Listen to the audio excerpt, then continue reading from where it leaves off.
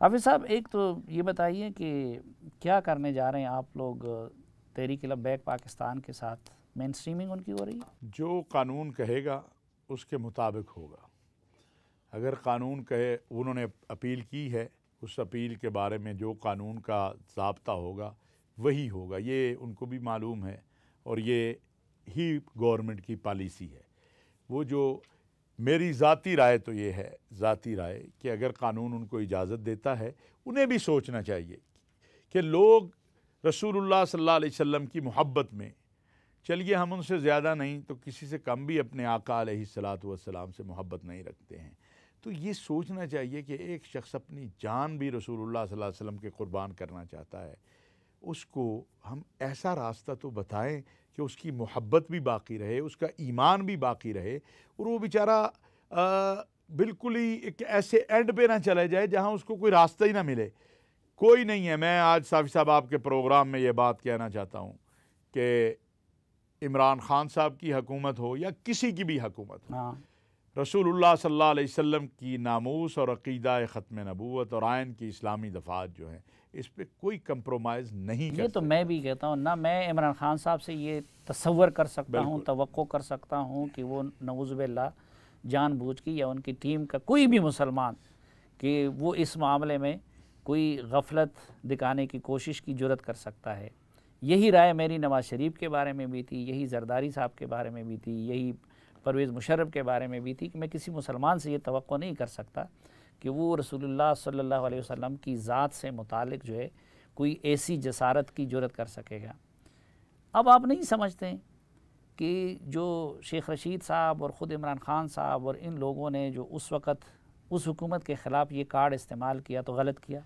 नहीं, देखिए साहब, उस वक़्त जो हुआ था वो एक ऐसी चीज़ थी कि जो गैर मुतवक्किया थी हर पाकिस्तानी के लिए, कि असम्बली से एक ऐसी चीज़ आप पास करवा लें कि जिसका तसव्वुर भी नहीं किया जा सकता और उस पर कोई बोला ही नहीं, बिल्कुल खामोशी। उलमा ने भी उसमें वोट दे दिए, जो बैठे थे उन्होंने भी उसको जाने दिया। तो वो हालात और ये हालात बिल्कुल मुख्तलिफ हैं, बिल्कुल मुख्तलिफ हैं। और दूसरी बात, नामूस रिसालत, लेकिन गलती तो भी हो जाती है ना, एक देखिए ना, गलती हो जाती तो वो पहले दिन ही उसको कर लेते, फिर इतना लंबा चौड़ा तो ज़रूरत नहीं थी। उस वक़्त तो एक जमात के जो मजहबी लोग थे, जो मजहबी जमात के पार्लियामेंट में वज़रा थे, वो हमें गालियाँ दे रहे थे कि हुआ ही कुछ नहीं है। तो इस वक्त अभी जो TLP के साथ करारदाद का वादा आपकी हुकूमत ने किया है वो पूरा करेंगे असम्बली? तो करारदाद तो आ गई ना जी असम्बली में, जो उनके साथ तय था वो हो गया, करारदाद असम्बली में आ गई। अब वो असम्बली के अंदर मौजूद है, कोई उसको आगे ले जाना चाहता है, करना चाहता है तो वो। लेकिन फ्रांस और यूरोप जो बिगड़ गया है, अब उसके साथ क्या करें? देखिए, इसमें मैं ये साफ़ी साहब अर्ज़ करूँ कि दो चीज़ें हैं। एक है नामूस रिसालत और तौहीन मज़हब के हवाले से कवानीन पाकिस्तान में, वो तो ना बदले जाएंगे ना बदले जा सकते हैं, ये बड़ा वाज़ेह मौक़िफ़ है। दूसरी बात है कि मैं आपको आज अल्हम्दुलिल्लाह ये दावे के साथ कह सकता हूँ कि गुज़श्ता 7 माह में एक केस पूरे मुल्क के अंदर नहीं बताया जा सकता जहाँ इस कानून का गलत इस्तेमाल हुआ हो। तो हम यही एहतियात कर सकते हैं। लेकिन अगर कोई ये तवक्को करता है कि नामूस रिसालत के कानून को तब्दील कर दे पाकिस्तान या तौहीन मज़हब, तो ये कभी नहीं होगा। तो कल की कैबिनेट में तो ये उसूली फैसला हो गया है कि अब आपने कहा कि कानून के मुताबिक होगा, तो टिल टुडे तो कानून ये है कि आपकी हुकूमत ने उनको बैन कर दिया है। हमारी इतला ये है कि पिछली कैबिनेट मीटिंग में ये फैसला हुआ है कि नहीं, उनको मेन स्ट्रीम करना है। नहीं, तो वो कमेटी को अप्रूव किया है जहां उन्होंने अपना मौक़िफ़ देना है, उनके पास हक है।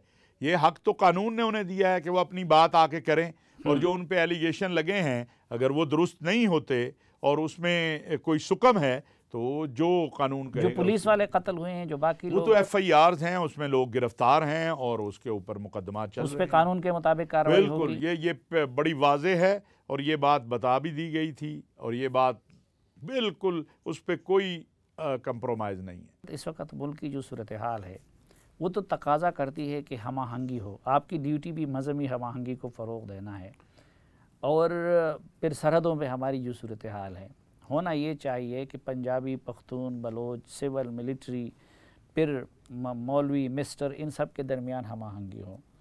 लेकिन ये जो आप लोगों ने औक़ाफ़ से मुतालिक जो डिसीजन करने जा रहे हैं, मतरूका वक़्फ़ मलाक से मुतालिक, उससे तो लगता है कि सारा मजहबी तबका मैदान में आ जाएगा।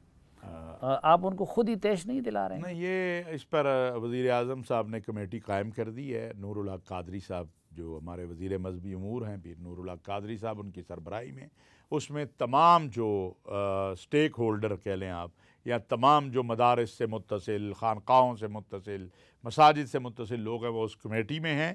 और इंशाअल्लाह ताला जो उलमा मशाइख के तहफ़्फ़ुज़ात हैं वो दूर करेंगे और कोई ऐसी बात इंशाअल्लाह। लेकिन उसमें अमूमन आप लोग इस तरह की कमेटियों में वो सरकारी टाइप मौलवियों को बुलाते हैं, इसमें सारे आप लोगों ने बहुत सारे उसमें। लेकिन दूसरी तरफ आप देखिए कि ज़्यादा मसाजिद और मदारिस, हम इख्तिलाफ करें या इत्तेफाक करें, लेकिन वो मौलाना फजल रहमान की जमात के पास है, फिर मुफ्ती मुनीब रहमान साहब जैसे लोगों का रसूख है, फिर बाकी जमात इस्लामी हैं, तो उन लोगों को वो भी इस कमेटी में हैं। कारी हनीफ जलंधरी साहब भी इस कमेटी में हैं, बाकी जो वफाक हैं उनके लोग भी इस कमेटी में हैं। ये बड़ी मजबूत कमेटी है।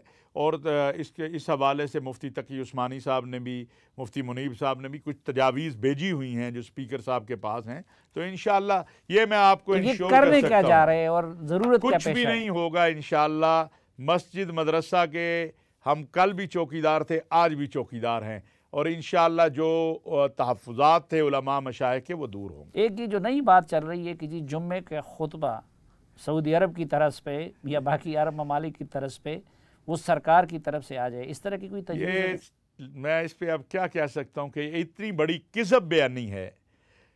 सदर मुमलिकत ने चेयरमैन इस्लामी नज़रियाती कौंसल मोहतरम जनाब क़िबला याद साहब से ये कहा कि कुछ मौज़ूआत जिस तरह हमारे यहाँ खुतबात होते हैं, आपने भी देखा बड़ी बड़ी जिल्दें छपी हुई हैं, मौज़ूआत मुंतखब मौजूदा हालात के तनाजुर में करके तो इस्लामी नज़रियाती कौंसल करे कि इन मौज़ूआत पे भी बात होनी चाहिए, लेकिन ना उसका ताल्लुक मस्जिद के साथ है। वो इस्लामी नज़रियाती कौंसल की एक अपनी रिसर्च है जो उसने करना है।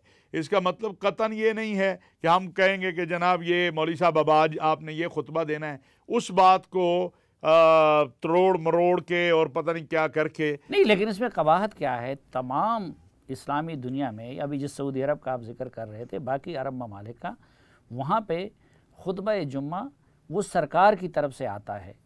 तो हमारे मुल्क में करने में क्या हर्ज है? कर क्यों नहीं देते? ये सिलसिला भी ख़त्म हो जाएगा कि लोग एक दूसरे पे कुफ्र के फतवा लगाए, जिसके जी में आता है मेंबर को इस्तेमाल करके कर लेता है। आप अपने जिरगे पे तो पाबंदी बर्दाश्त नहीं करते हैं, तो आप चाहते हैं मेहराब और मिंबर के ऊपर बैठा जो है उस पर कोई पाबंदी लगाएगा? नहीं, मेरा जिरगा, हुर्रियत फ़िक्र जो है और हुर्रियत सोच जो है वो रहेगी। और उसको देखें, नहीं, हुर्रियत फ़िक्र के अंदर हुर्रियत फ़िक्र दूसरी चीज़ है। मेरा जिरगा जो है ये कोई दीन का बराह रास्त, ना ये मस्जिद है, ना ये मदरसा है, ना कुछ और है। तो ये रियासत मदीना की पैरवी में तो ये रियासत की ज़िम्मेदारी है कि वो मस्जिद का इंतज़ाम भी संभाले और जुम्मा खुतबा वो भी उनके इंतज़ाम में। मैं समझता हूँ कि हमारे उलमा जो हैं, मैं सबकी बात नहीं करता, जो बात वो भी है जो दाढ़ी पगड़ी में है, शरई लिहाज से मेरी बात गलत है, दुरुस्त है। हमारे उलमा जो हैं वो अब भी मेहराब और मिंबर से कुरान और सुन्नत ही की बात कर रहे हैं। अब भी वो कोई जो फितना फैलाता है उसके खिलाफ कानून हरकत में आता है।